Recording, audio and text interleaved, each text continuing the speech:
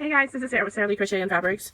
So it is time to start joining my 6 strips of granny squares to other 6 strips to start with the blanket. So the way I do that, I put the right side of one granny strip facing down and then the right side of another one facing up. So it's 2 right sides.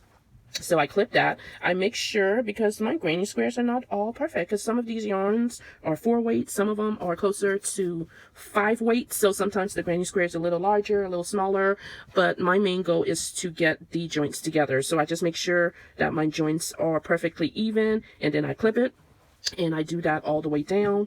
And so now it is time to start putting them together. So let me get my black yarn here. This is my first time putting these longer strips together. So yeah, I'm excited a little bit to start seeing everything come together. So I make sure I get that corner, get that in view here. Make sure we get that corner right. And it looks okay. I make the slip stitch. And then go into, which will be the back stitch of each of these, which are facing each other. So it's super, super easy. Oops, let me get in there. And then just put these together. I'm a little bit more, even though I crochet like this, but when I am joining these, it's better for me, it feels better anyway for me to crochet like so.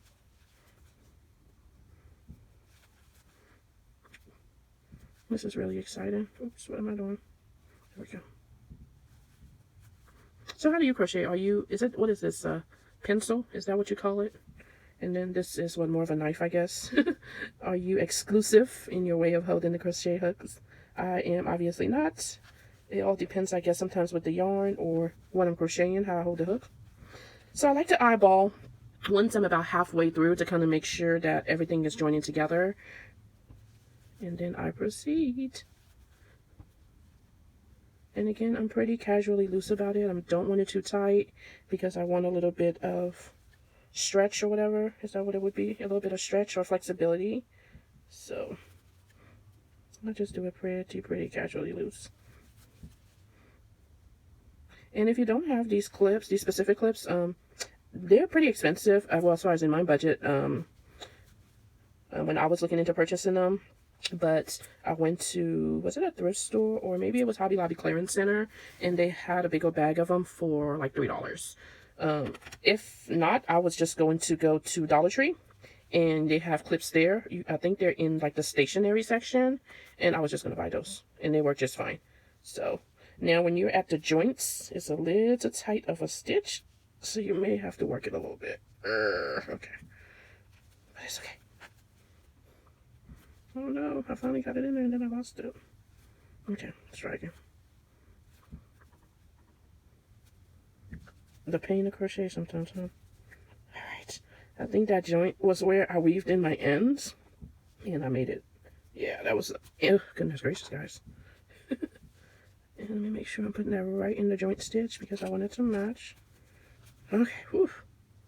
That was work. Got this first stitch started right. There we go. All right. Should be pretty okay from this point, we hope. All right. Yeah, so, yeah, I bought these clips and they're godsend. But yeah, if you can find these specific clips, you can use whatever you have access to.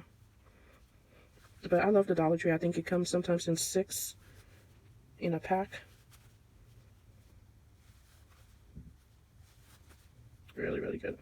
I don't know what is going on. Dollar Tree craft section is looking pretty good.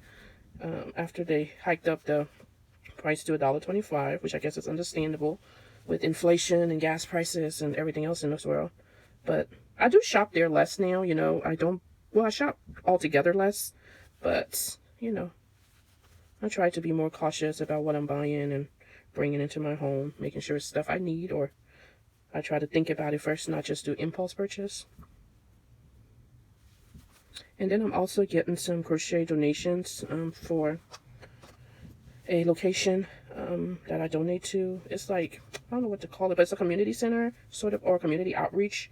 It's basically, they just bought like a little house in this community and turned it into different areas where they set up canned foods, diapers, just pretty much whatever people donate, they set it up to give to anybody that walk in. They don't really care, you know, if you're in that community or, you know, anything like that. If you need help or need anything and they have it, they'll give it to you. So there's no paperwork for you to fill out, you know, whatever. So it's ran by volunteers, a bunch of, at least what I saw, a bunch of older ladies of the community. And so when I make items, sometimes I make items like those zipper bags and stuff like that, that I'm not necessarily going to use all of them.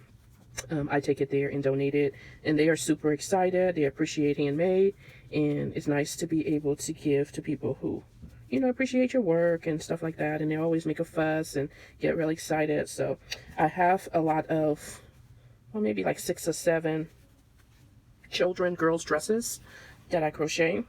I want to say it was bag o' day dress patterns for little girls, and you know how sometimes you make one and you absolutely love it. And this was back when I used to go to vendor days and stuff like that. So I made maybe like 10 of them. I ended up selling like 5, and then, you know, pandemic happened, so I haven't really done a vendor day since. So yeah, so I'm gonna take those. Some of them have, I think they have headbands. I'll show you guys before I take them in. And they have little headbands I put with them, and I think flowers or something, I'm not sure, but they're really cute. So I'm just gonna go donate them before Easter, and maybe some family or little girl, times are hard, you know, can get good use out of it. And they are, I think they are ranging from like maybe 6 months to like 2 or 3 years old in the sizing that I have that I'm gonna donate. So that should be pretty exciting. So I'm gonna take those, and then I have a couple of those wallets, those crochet makeup bags, and then I also have some makeup bags that I actually sewed that I'm gonna take in that I don't need. And then when I was coming up with my bucket hat pattern in sizing, I made a few bucket hats. And so some of them are larger, some of them are smaller, so I can keep all of those. And then I was also testing different stiffener for the brim of the bucket hat, you know, the part, you know, where it's really stiff or whatever. So I tried different kinds. So I will be donating those as well. Maybe women or men, because I wear bucket hats as well, can find use from those.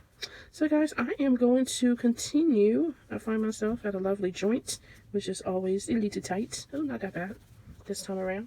And let me just show you, leave my hook in there and show you how it looks like, because quite frankly, I'm curious myself. I've never joined the larger panels like this. So this is how it looks like. And it's one of the, you can actually press it down a little bit, and it just presses the stitch down. I'm not sure if I'm going to block this blanket. Maybe I will, maybe I won't, not too sure yet. But yeah, so that's what it looks like. That's what it looks like here. I mean, it looks pretty straight from what I'm looking at. So the clips are working. And I'm going to continue, guys. Everyone have a wonderful day. I think I will see you back when I am all done putting these together, and I'm choosing what border I'll put on it. Thanks for watching.